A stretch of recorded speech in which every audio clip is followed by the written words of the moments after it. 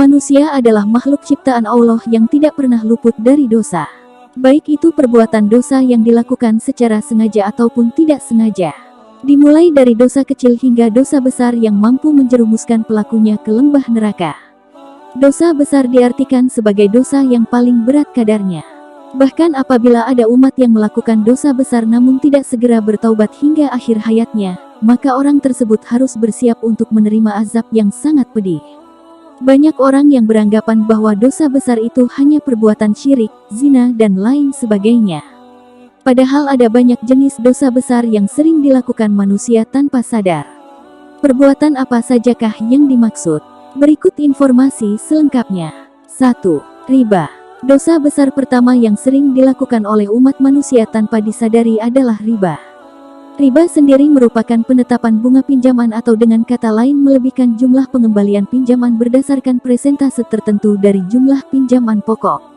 Riba biasanya bisa terjadi karena si peminjam uang tidak bisa melunasi hutangnya tersebut tepat pada waktunya.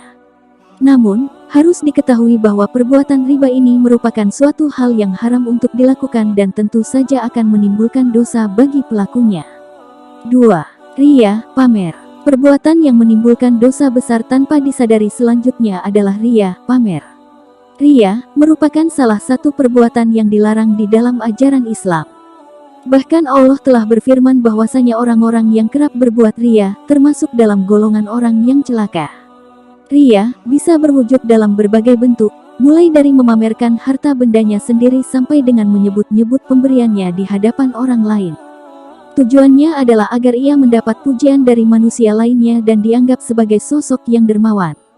Tidak hanya itu, orang yang salat dan beribadah kepada Allah atas dasar untuk mendapatkan pujian dari sesama manusia juga termasuk ke dalam kategori riya.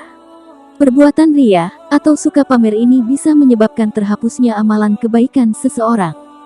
Oleh karena itu, alangkah lebih baiknya apabila menghindari sifat riya ini dari kehidupan kita. 3. Menyakiti tetangga.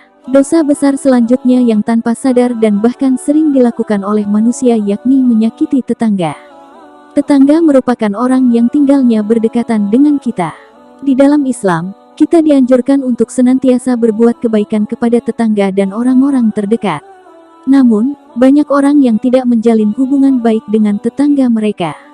Bahkan ada di antaranya yang bertengkar lalu tidak saling bertegur sapa satu sama lain.